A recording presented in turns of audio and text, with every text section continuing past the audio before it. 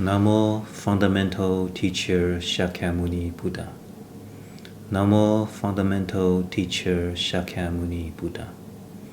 Namo Fundamental Teacher Shakyamuni Buddha.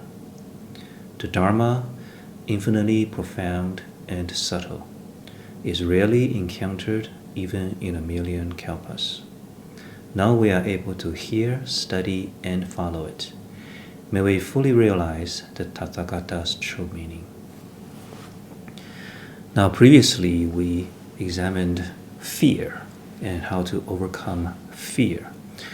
Now, Shifu also gave several examples of people who have overcome many rejections and failures. So they overcome their fear of rejection and failure.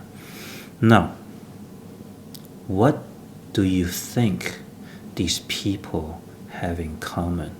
What are the qualities in their, say, personality that enable them to do that, to overcome 10 rejections, 30 rejections, to persist through many failures and still be able to go on? Let's take a few minutes. Think for yourself. What do you think are the qualities that they have?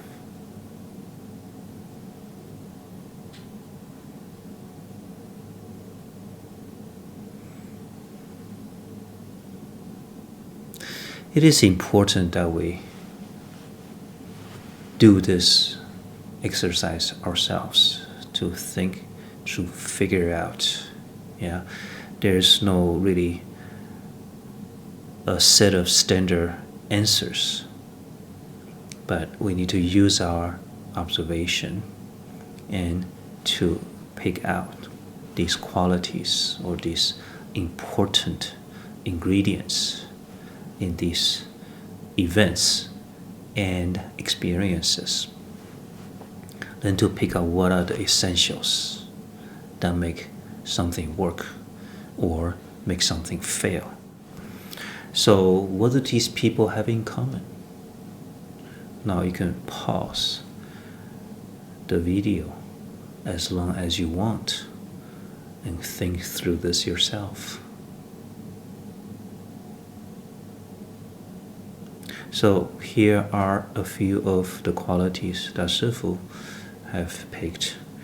One is a strong motivation, right? They all have a strong motivation.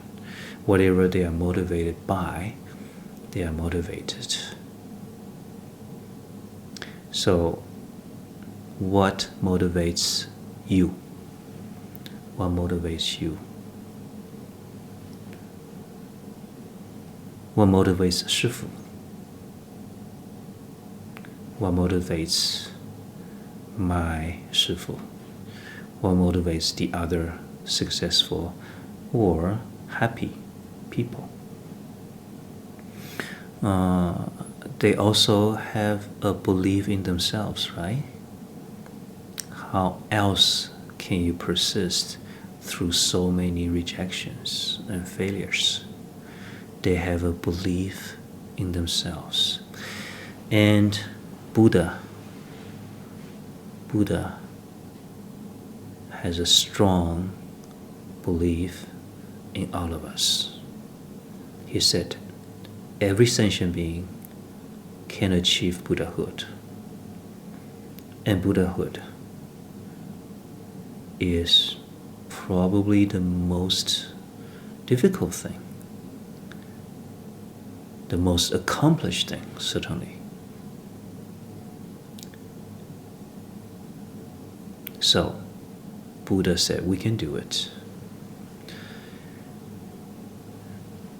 How do we believe in ourselves? Let's talk about that a few minutes later. They certainly have that perseverance. They persist. Perseverance doesn't mean you keep on doing the same thing over and over without change. right? Every rejection, every failure should prompt us and help us make a difference. Another iteration, better, some improvement, some changes.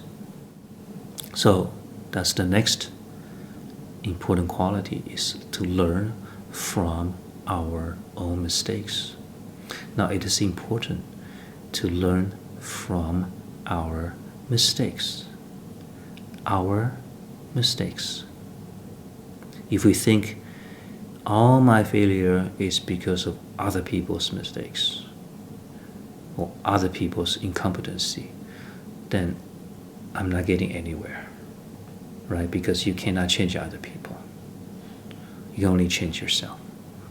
What are the ingredients? What are the factors that I can change to make a difference? Seek them out. Another quality they may have is they do not accept defeat. So what is a defeat? What is a failure? We may look at failure as if that is a result and that's it. That's the end. That was a failure. But that is not prajna. Remember, everything is interdependent. So at this point, you may say, well, that failed. But then that karma does not end there, right? So everything in life is a process rather than a fixed, stable thing. There's no fixed, stable thing. So the reason that these people do not accept defeat is just a point in time in this process. This process is ever going. Is ever going. There's no point in your life where you can say, well, that ended and no more. It is always an ongoing process. So at some point there's a downturn, but at some point there can be an upturn, right? So it is a mistaken view to say, well, I did this and I failed.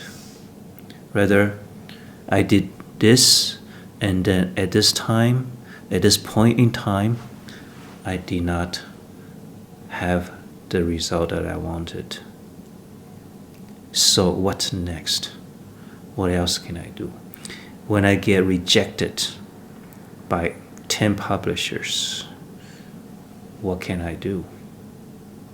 It's not that I have failed. It is, what do I do now? Do I go back?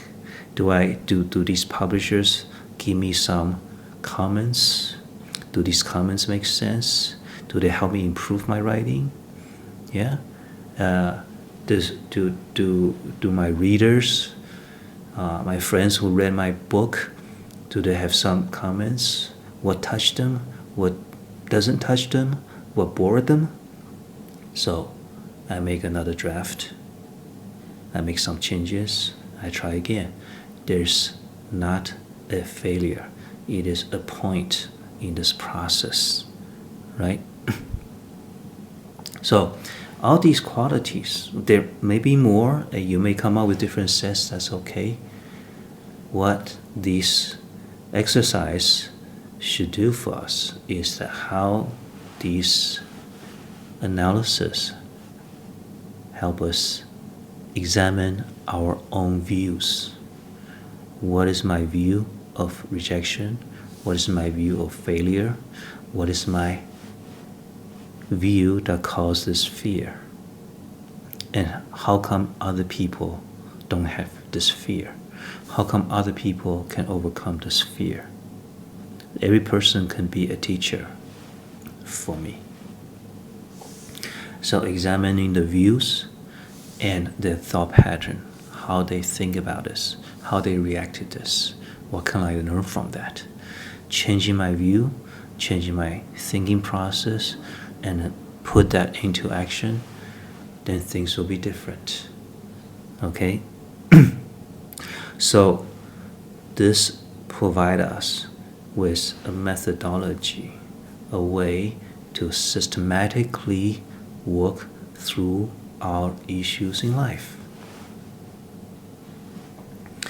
Let us quickly look at the other kinds of fear that we have mentioned previously. When other people laugh at you or disapprove you or contradict you, what do? Well, Shifu already talked about this quite a bit before. Remember the gift story? That's one way you can deal with it. Another way is to think of your own strengths and weaknesses. Think of your own strengths and weaknesses so that we can have an objective, balanced view of myself at this point in time, at this current state of mindset. It is important to look at our own strength as well as weaknesses. If we only look at our strength, we may become too arrogant. If we only look at our weaknesses, we may become too depressed. But I am certain that every person has a whole set of strengths, and every person has a whole set of weaknesses. And that's normal. That's the way it is. So when we do have a good assessment of our strengths and weaknesses, then other people's criticism or comment or laughing at us matters less.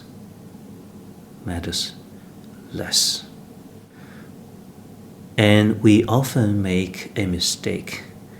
Those of us who compare with others and we get depressed. A common problem is we compare one's weakness with another person's strength. We can do it both ways. And we think, oh, my math, why is my math so terrible? And then, the other classmate, his math is so good. Maybe math is his strong point, and maybe math is currently your weak point. So when you compare your weakness with somebody else's strength, objectively, he's much better, but then overall, it is not a fair comparison, right? Or we can do the reverse. I compare my strength with somebody else's weakness and say, you are terrible, you're no good. I'm much better than you. That is also a mistake, because we are looking at one trait,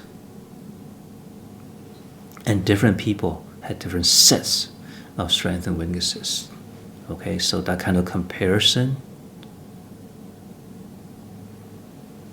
let us not overuse it and overdo it. So, when we understand this, then let us think what will be the right view, the right thought, and the right action in all these cases.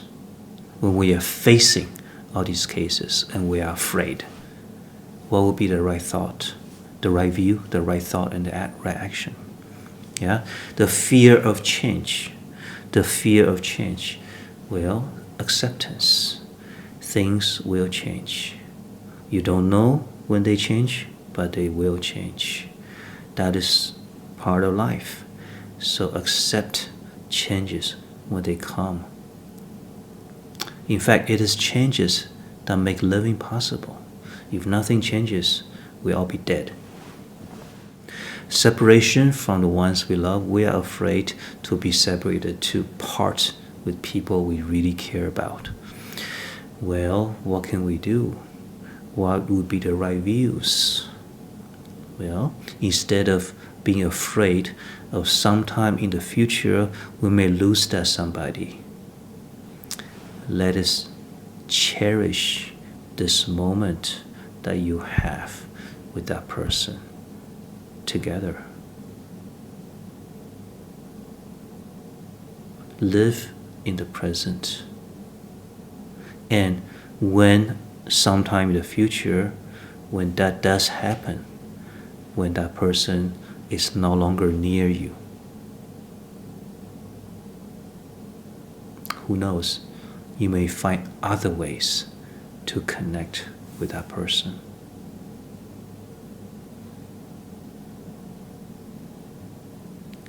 And if you are separated by death, accept it. There's no other way but to accept what has already happened. And regrets, no regrets. Shifu talked about this before too. There's no point in being regretful.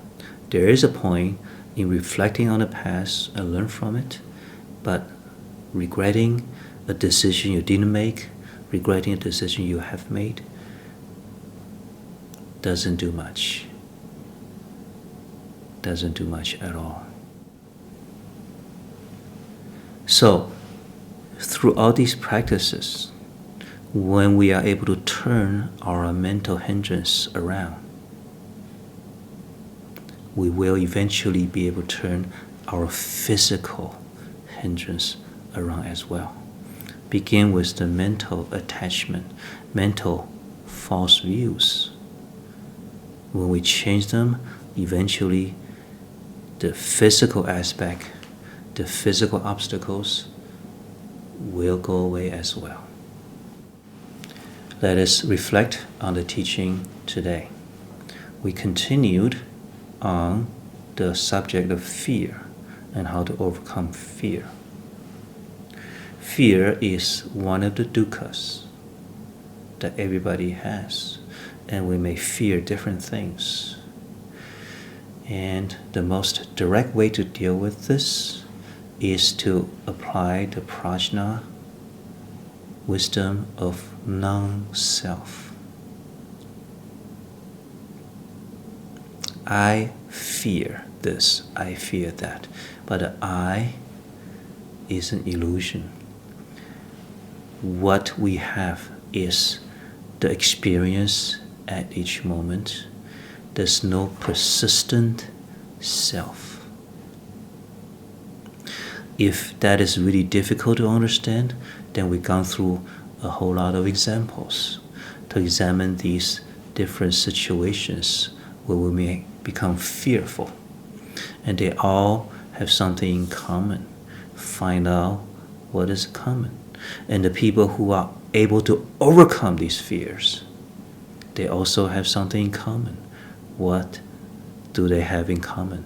And then you will notice the different views, the different thinking process, and the different actions that you take, that they take, and you can take too, to gradually overcome those fears.